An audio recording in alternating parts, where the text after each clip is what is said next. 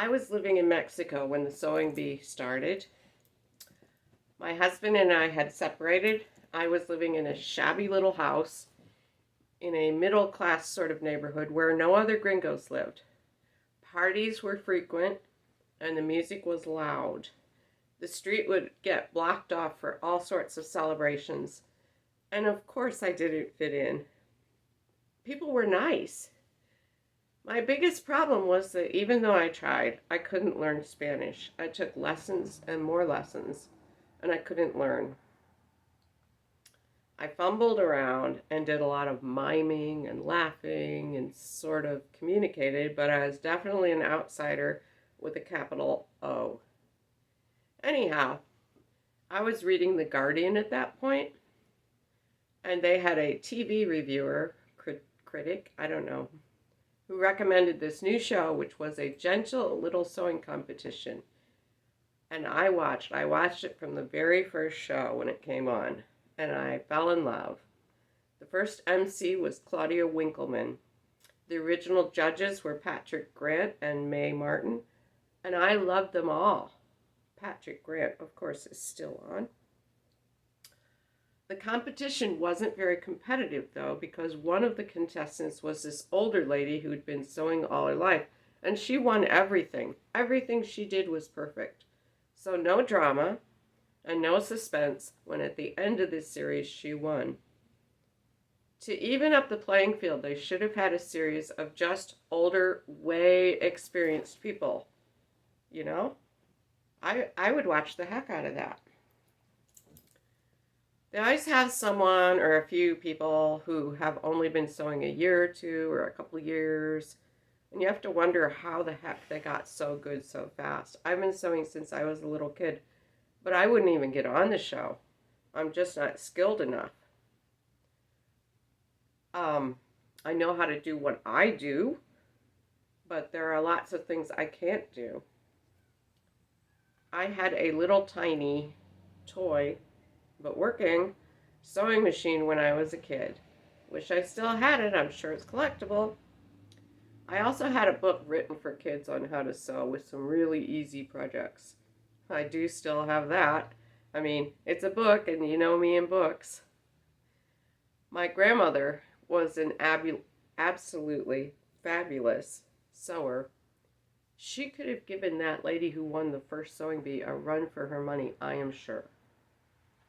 I always aspired to be just like her, but she couldn't teach me to sew like she did because she lived too far away.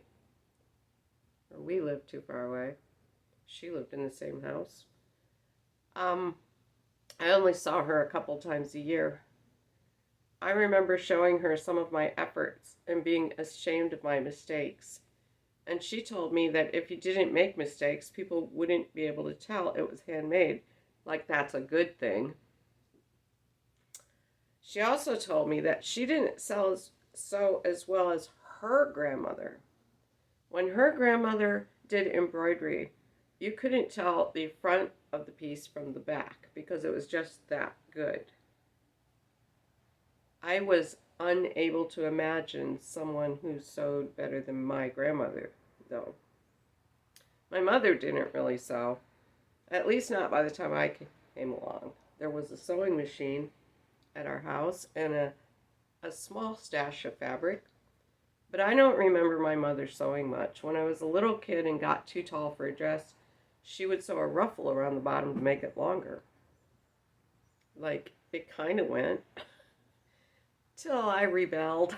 It's like, no, not doing that anymore. Yeah.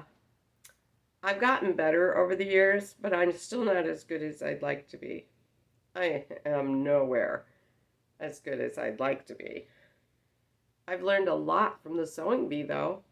I mean, my sewing since sewing bee started has just grown in leaps and bounds. In the first seasons, they would show techniques. I learned how to sew on my own from books. And sometimes they would show things I'd read about but just didn't understand. Like I learned tailor tacks, and those have helped tons. I didn't learn to iron as I sewed, My mom had an ironing board, but it was so piled up with stuff you couldn't get to it. And I never knew ironing was important. I lived a lot of years without knowing there was a difference between pressing and ironing. Huh. Yeah, who knew? Anyhow, back to the story. I was living in Mexico in my little bitty shabby house, and my computer was like my lifeline, my connection to a world that I felt comfortable with. And in walked the sewing bee. Like very many other people, it inspired me to sew more and to try sewing things I'd never done. I found websites with free patterns for all sorts of things, bags and toys and etc. I was always better sewing things that didn't have to fit me. I am like my Waterloo. I followed every contestant's blog that I could find because they all had blogs back then. I wished that I lived in England so I could go to events and meet them in real life. I moved back to the States a couple years in, incidentally. Not sure which year, but I was only in Mexico for a year or two of the show.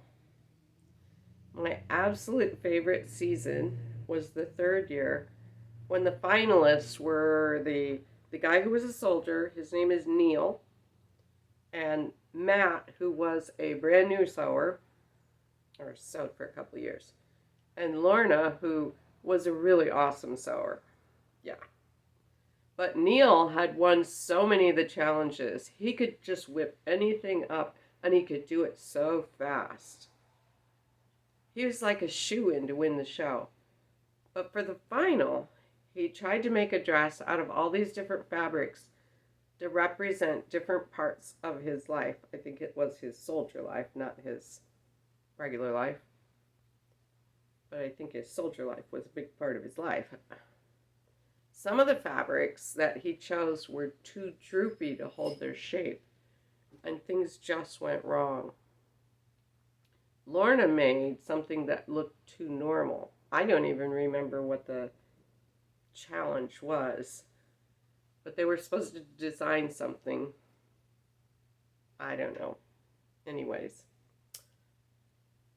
she was going to zhoosh it up with fairy lights, and Patrick's reaction to her saying that was enough to put paid to that idea. It's like, I don't think I'll use the fairy lights now.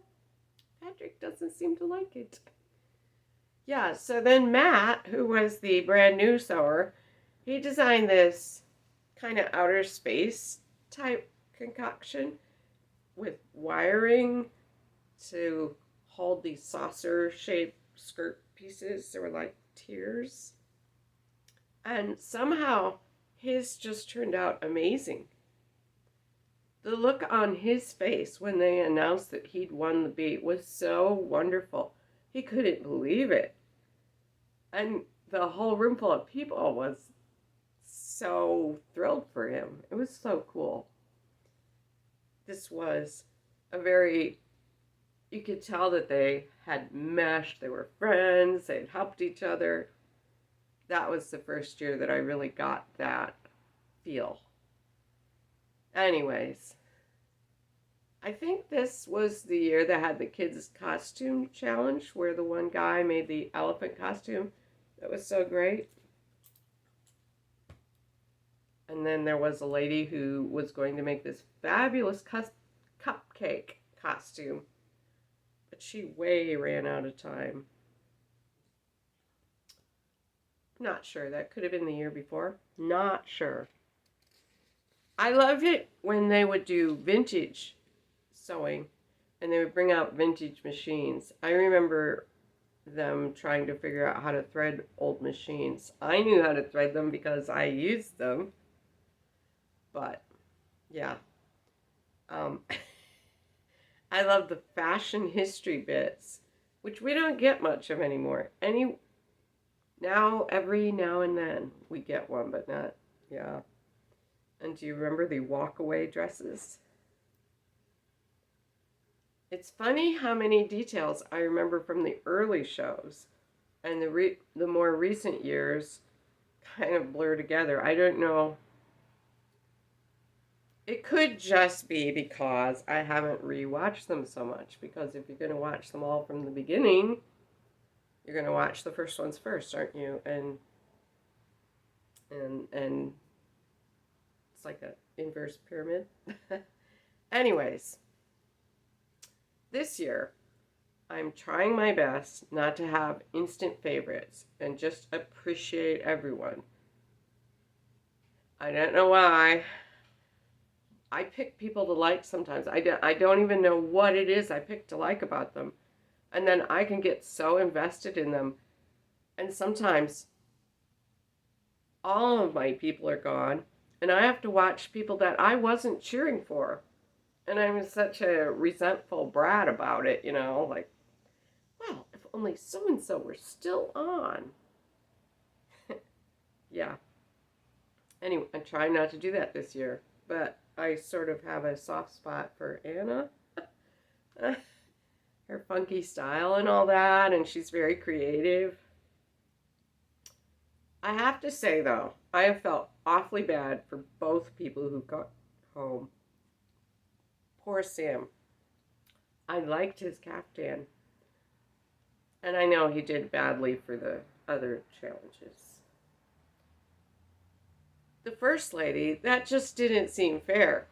You know, it's so easy to find patterns for young people with perfect figures or, close to perfect but not perfect. But when people get middle aged and dumpy, there's no commercial things out there for them. And I'm sure she felt much more comfortable in something flowy than fitted. Why don't they ever show us how to do or what they'd like for fitted things for dumpy, overweight people? Anyways, I didn't think it was fair. They should have had everyone try and make a dress for her and see which one turned out the best. Anyways, yeah. After I watched the Sewing Bee, I watched the House of Alistair YouTube channel to get their comments on the Sewing Bee, and then I watched the Wool Patch YouTube channel to get theirs. Then, sometimes I go back and I rewatch the episode and see things that I didn't notice before. I don't know of any other recaps, or I'd probably be watching them too. I mean, other years there have been other people, but this is all I know of this year. Anyway, Sewing Bee turns into like a 3 or 4 night event. I have to say, I didn't really see anything inspiring in this week's show. This week, the color and pattern? Color. The pink dress with the godets and the quilted dress. The fabrics seemed the wrong weight or body or something. They just didn't fall right on either dress. Like, I'm an expert. But maybe try linen? I am sitting here in Ohio watching my computer. I would be the first person out if I managed to get onto the Sewing Bee. I take longer to cut out patterns than they get for the whole challenge. I would be a disaster on the show. And I am sitting here thinking I know better than them. Anyways, I am looking forward to this week's show, which basically is tomorrow night. Only because on the previews, Patrick said something about possibly being the best thing ever made on the Sewing Bee. I mean, like, throughout the whole of its existence. I can't wait to see whatever that is and who it is who's going to do it. I'm trying not to say, I hope Anna makes it. Yeah. Anyways, since I talked about Mexico, I'm going to do a song I wrote about coming home from Mexico. I decided I wanted to move back to be closer to family and a language I spoke. Okay, I'm close to a language I spoke.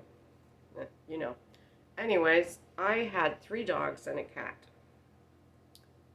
The one dog I had brought down from Ohio, and she was getting very old. She lived till she was 17. But some people just abandon their animals. or, give them away or take them to a shelter, whatever.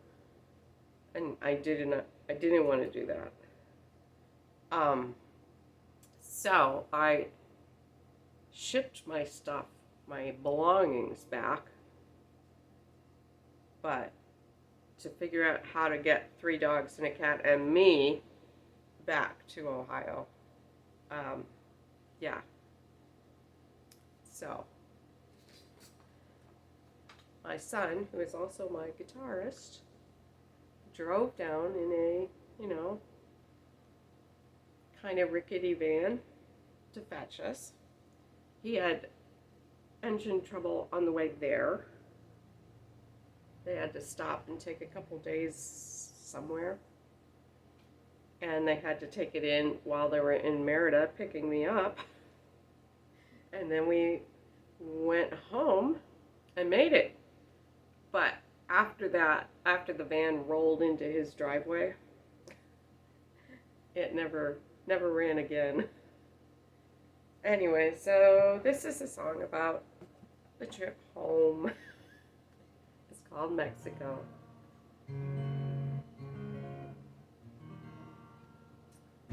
Dr. Pepper and a bottle of cheap gin, all the way from Mexico. The van's running hot, so hot, oh yeah, all the way to Ohio. Old music on the radio, guitars packing back, all the way home. It's a long, long way of driving, all the way from Mexico. It's complicated, so complicated, down and out in Mexico. I'm going back where the music lives. I'm going home to Ohio. The kind of memories that burn through your soul. The Hooker Hotel in Tampico. The van smoking hot at the side of the road. Hoping like hell it'll make it home. No beer on Sundays in Arkansas. Cold pizza and Oreos. Whatever it takes to get us home. It's a long, long way from Mexico. It's complicated, so complicated, down and out in Mexico. Going back where the music lives. Going home to Ohio. I want to talk about the kind of friend who will come to help you when you need them. Drive over mountains and through the potholes, 3,000 miles and counting. Maybe they're crazy, but I don't care. Maybe crazy's what you need to get them there. All I know is they came when I called. We got the heck out of Mexico. Complicated, so complicated, down and out in Mexico. Going back where the music lives. Going home to Ohio. I will add, though, he said, I shouldn't move to any more countries because he's not coming to get me. Thank you.